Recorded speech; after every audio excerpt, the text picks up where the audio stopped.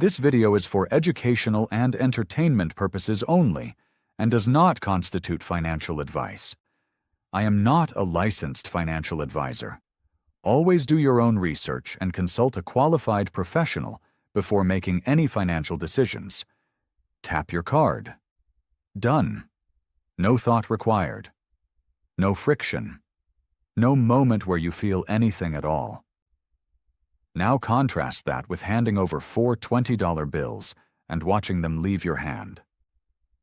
Neurologically, those are completely different experiences, even though the $80 you spent is identical. Researchers call the discomfort of spending physical cash the pain of paying.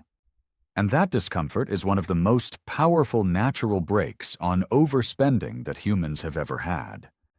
And modern payment technology is systematically dismantling it.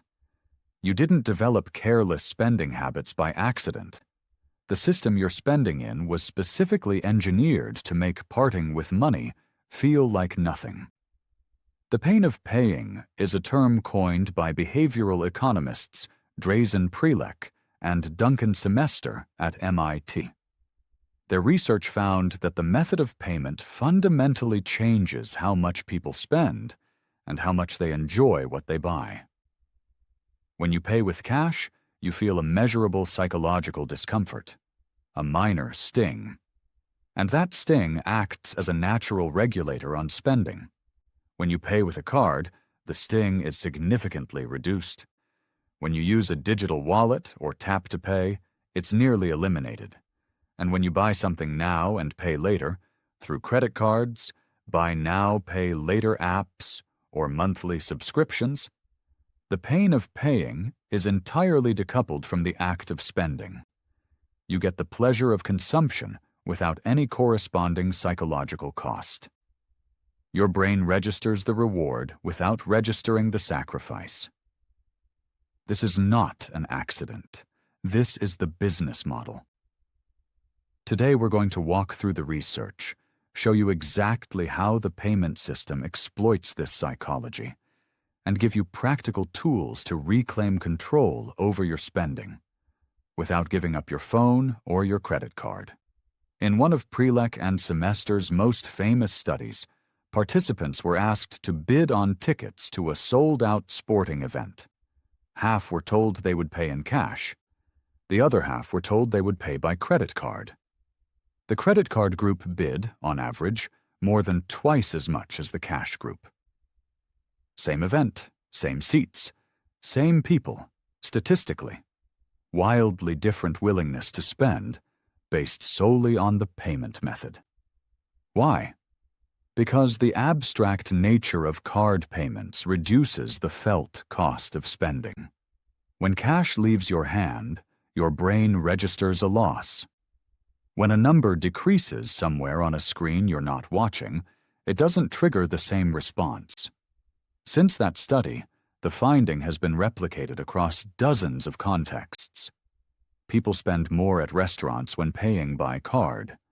They buy larger portions when ordering through apps. They tip more on rideshare platforms when tipping is preloaded into the checkout flow. They're more likely to make luxury upgrades when the total appears as a single monthly payment. Every friction point removed from the payment experience is a natural spending brake that gets taken away. The payment industry didn't stumble onto this by accident. Friction removal is an explicit design goal for every major fintech company and payment processor on the planet. Amazon's one-click purchase. Apple Pay's single-glance checkout. Buy now, pay later, splitting a $400 purchase into 4 $100 payments that feel manageable. Subscription services that bill monthly because the annual figure would trigger a larger psychological loss. Casinos replacing cash with chips, so the spend feels abstract.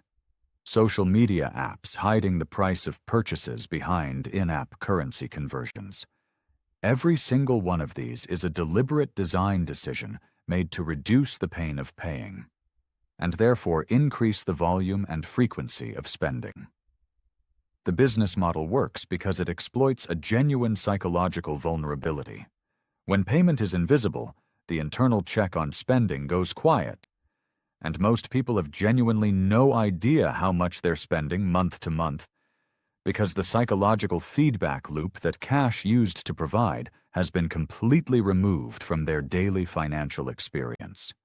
You're not weak. The downstream effect of eliminated payment friction isn't just impulse purchases. It rewires your relationship with money at a deeper level.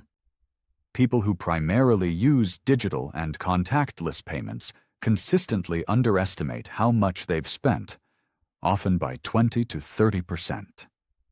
That gap between perceived spending and actual spending is where debt grows. It's where savings targets get quietly missed. It's where people arrive at the end of the month genuinely confused about where their money went. There's also a phenomenon researchers call purchase detachment, where spending through abstract means creates less psychological ownership of what was bought. Studies show you derive less satisfaction from purchases made without the pain of paying, which means you need more purchases to generate the same level of satisfaction. The dopamine loop accelerates, the balance declines, and the sense of financial control quietly erodes. This isn't a moral failure. It's the expected output of a payment environment designed to produce it. You're not going to opt out of the digital economy, but you can reintroduce friction deliberately in targeted ways that give your brain back the feedback it needs. First, use cash for the categories where you chronically overspend. Not for everything. Just the 2 or 3 categories: dining out, entertainment, weekend spending, where you reliably blow past your targets. When the physical cash is gone, the spending stops. The pain of paying reasserts itself, and it works. Second, review your transactions daily, not monthly. Monthly reviews are a post-mortem. Daily takes 60 seconds and keeps your spending psychologically visible. The act of reviewing creates a retroactive version of the payment pain your tap-to-pay experience removed. Awareness is friction. Third, delete saved payment details from your highest-risk apps. Re-entering your card number takes about 30 seconds. That 30-second delay is often enough to interrupt the impulse. You're not eliminating purchases. You're giving yourself a moment to decide rather than react. Fourth, apply a 48-hour rule to any non-essential purchase over $50. Wait 2 days. Not because the purchase is necessarily wrong, but because delay restores the psychological weight that instant checkout eliminates. Many purchases won't survive 48 hours of consideration. The ones that do were probably worth making. The pain of paying isn't a flaw. It was a feature. It was your brain's natural mechanism for balancing the pleasure of consumption against the reality of limited resources. Modern commerce has gone to extraordinary lengths to remove that feature, because your comfort is their revenue. The goal isn't to make spending painful for its own sake. The goal is to make spending conscious. And conscious spending is the foundation of any financial life that actually builds something over time. You can't build wealth by sleepwalking through transactions that were designed to keep you spending. Subscribe to Broke Thinking for more on the systems and psychology behind your money habits. New video every Tuesday, Thursday, and Saturday. We'll see you next time.